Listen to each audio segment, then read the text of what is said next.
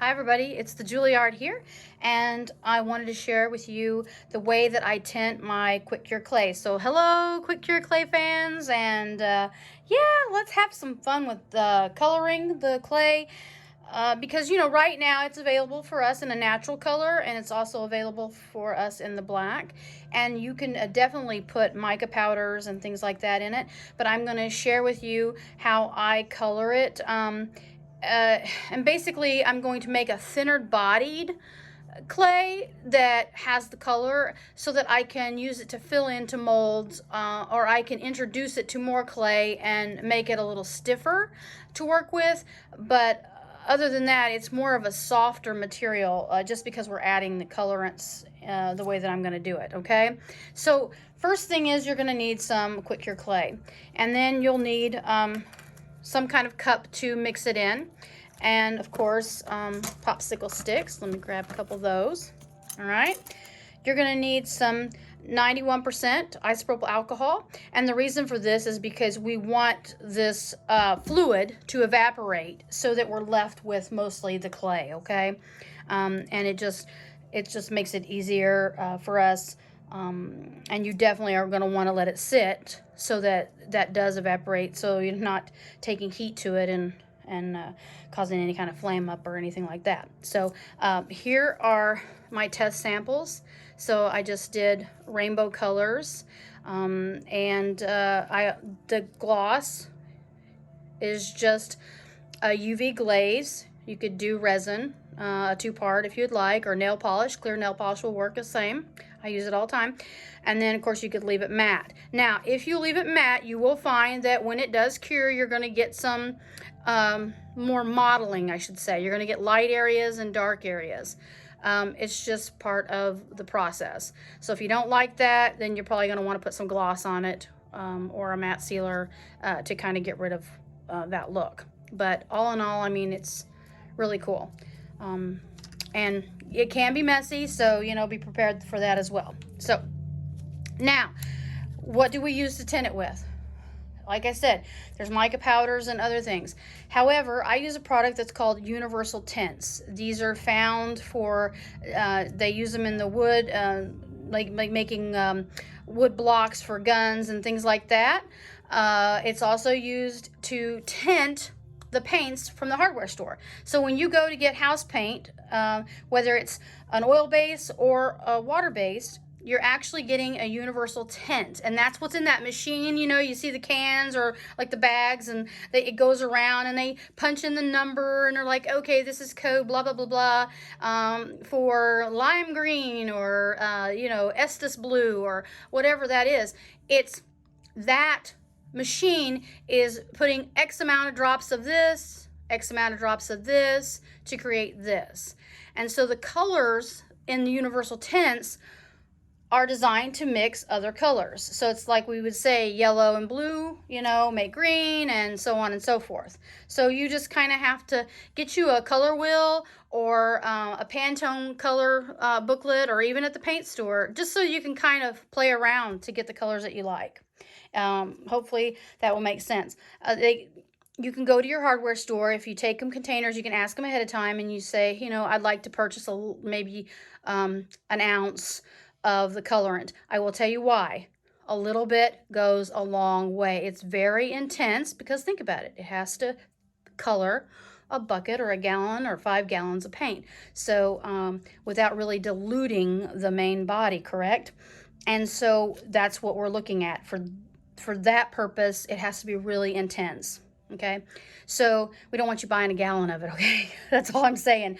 I mean, you will be supplying like your whole state if you do that.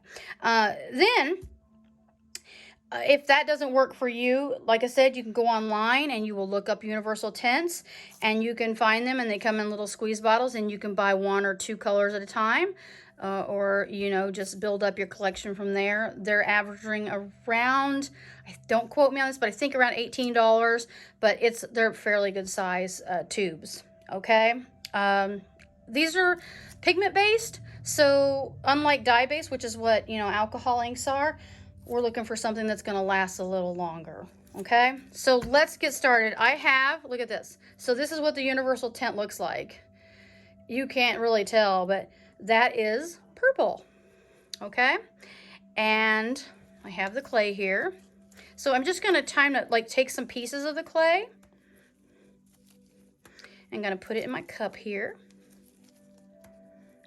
And this is the part that takes time, okay? It's gonna take you a little bit because we've gotta soften this, and we want it to be, you know, like a cookie dough. And so we just kind of work. Now, why wouldn't I use water? That's probably one of the questions that people are going to ask. Because water doesn't evaporate very quickly. And so you're going to kind of get more of a, I would say, more of a mush. And it's just not going to be what you're wanting. Now, you can take your gloved hand and, of course, work some of this alcohol in. So I'm going to speed through this process for you.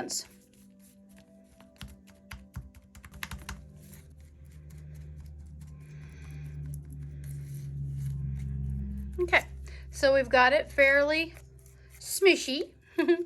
And now we can introduce some color. Now, you can make up a bigger batch, but for the video, I'm just going to do a little batch.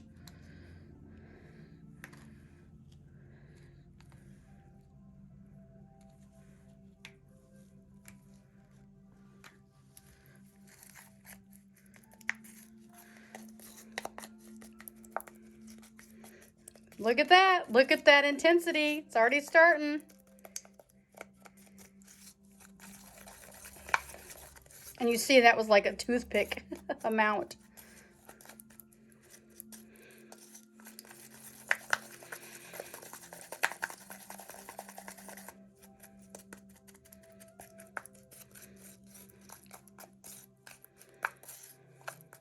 Now, once you get to this stage, you can see that nice color. We could leave this like it is. Okay. And let that set up just a little bit so that the alcohol kind of disappears. You can, knowing if we're going to mix it. So let's say you're going to add this to some more clay. I would darken this, deepen it up some more, okay? Because we want it more opaque and intense so that whenever you add that other clay in, you're diluting that, you know, that intensity. So just do that, mix in some more like that. Okay, now you can add a little bit of baby powder or, you know, marble dust, cornstarch, whatever. Not a lot, just a little. That will help absorb some of that moisture too, without really changing the properties of the clay. Okay, so there it is. I'm hoping at some point that Ranger will come out with a paste. I think that if they did that, it would be great because what we're doing here is, like this paste here, I could easily put this into a little piping bag. See, and we have a little piping bag here, and so then you can pipe your color. So you don't even got to handle it, right? Just pipe, pipe, pipe. And depending on the thickness that you have it, you know, will determine what size of hole you're putting through it. But, you know, could be done that way. So like say if you have a piece, this is white, by the way, and take the white and then you could come across with color to fill in little areas or make the pattern or even maybe squeegee it through a stencil. You've got lots of opportunities at this point.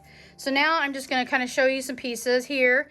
So this is out of a piping bag, and you can see it's got like lots of mixed color in there. I kind of like doing the mixed colors.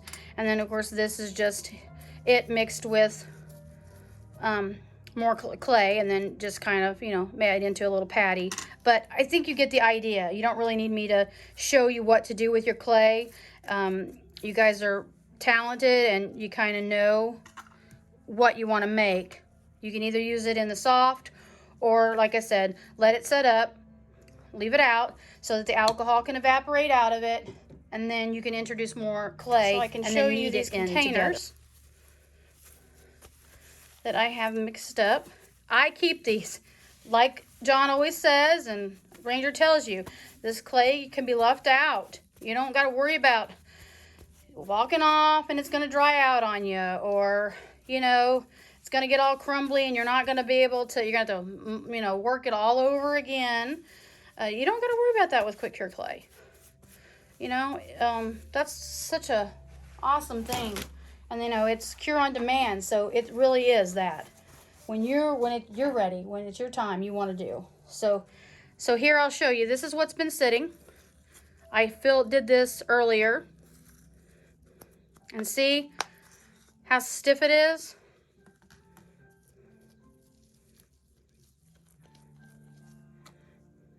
Put a little bit of powder on my hand here.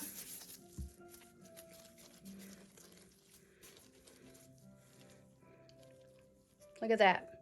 Yep. So it's all about letting it sit up, letting it get that alcohol evaporated out of it. I'm going to show you these colors. I'll just set them all here. So here we have a beautiful green. See, and I mean, it's stiff enough. See, now it's like clumps. Great stuff. Great stuff. This is just if you, oh, so stiff I broke my stick. That's okay. You get the idea. See, here's the purple. Just, you know, you might even be able to do some cane work with this. You could do some pieces, like snake them or put them together. What I would recommend then is just putting them in on a piece of wax paper in your freezer, just to kind of chill a little bit so that they don't mesh together, because when they get warm, you know, they're going to mesh together. Look at this white. Look at this. Here's the natural color and here's the white. Isn't that awesome? And then here's a yellow, kind of orangey yellow color.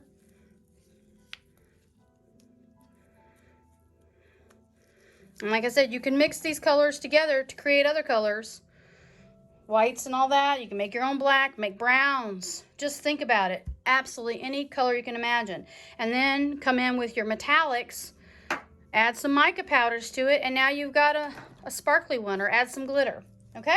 So I hope you enjoyed this. As like I said, it was going to be kind of quick, just to show you how I color it, and then use it for whatever you want to use it for. But it's still the same clay. It just now has color in it. It's your color, your choice for your design, okay? And whatever, you can print, you know, rub this out onto paper. Remember how we do those die cuts of paper like a leaf? You could then spread this out on the leaf, press it down flat, clean it up, and you would have a base green. And then you could come back and dry brush more green on top of it and then put the glaze on it to make it shiny, or the nail polish. But you get the idea. So, all right, guys. Well, I've missed you all so much. And you all know that I love creating and playing. Playing, mostly. I don't like work. I just like to play. So, yeah. All right, guys. Have fun. Talk to you soon. And next one that I'm going to be doing and sharing with you is the metal clay. And also how I polish that metal clay. Before we do like a brass or a copper or the silver, which is an aluminum. So, all right, guys, thanks so much. See you soon. Bye for now.